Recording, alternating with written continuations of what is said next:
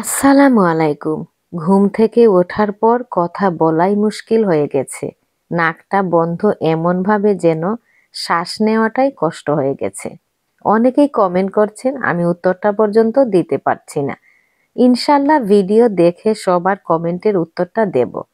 আপনারা হয়তো ভাববেন ভুলে গেছি, আসলে তা কিন্তু নয়। শরীরটা এই ভালো তো এই খারাপ, এজন্য কমিউনিকেট করতে পারছি না। কি করব বলেন, আগে তো নিজের সুস্থতা, তারপর অন্য সব। যা না করলেই নয়, শুধু তাই করছি। প্রতি বছরই এরকম হয়, তবে এইবার মাত্রার অতিরিক্ত। ইনশাল্লাহ আল্লাহ শিফা দেবেন। সে যাই হোক, আপনারা সবাই কেমন আছেন? আশা করছি অনেক ভালো আছেন। আর আমি কেমন তা তো বললামই। তো এদিকে সকল সবজি কেটে শুটকি দিয়ে তরকারি বসিয়েছিলাম, প্রায় হয়েও গেছে। শেষের ক্লিপটা হারিয়ে গেছে, এজন্য দেখাতে পারিনি। এরই ফাঁকে পেঁপে কেটে রেখে দিচ্ছি ফ্রিজে, কারণ মাশাআল্লাহ একটু গরম পড়েছে তো, তাই বাইরে রাখলে নষ্ট হয়ে যাচ্ছে। গার্ডেনে চলে এলাম, এসেই প্রথমে মাস্কটা পরে নিচ্ছি। মাস্কটা ছাড়া গার্ডেনে যেতেই পারি না। এত সুন্দর রোদ, 2 মিনিট আগে ধুয়ে দিয়েছিলাম, শুকিয়ে গেছে।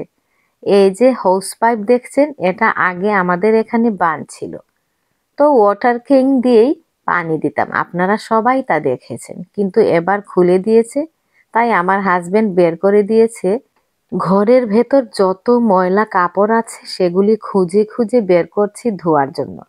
জানি না কোন দিন আবার রোদটা চলে যাবে, সেই ভয়ে প্রতিদিন কাপড় ধুয়ে মেলে দিচ্ছি। আজকে ভাবছি গাছগুলির কিছু আগাছা কেটে ছোট করে দেব। এগুলি কেটে দিলে ফলনটা ভালো হয়। কিছু কিছু গাছে সবজি চলেও এসেছে, দেখে মাশাআল্লাহ অনেক ভালো লাগছে।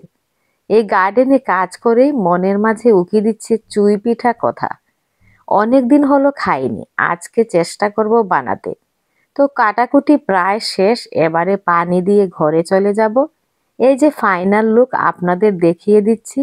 তো আজকে চুই পিঠা বানাতে বানাতে আজকের ছোট্ট ভিডিও শেষ করছি। আপনারা সবাই ভালো থাকবেন সারাক্ষণ সারা জীবন। আল্লাহ হাফেজ।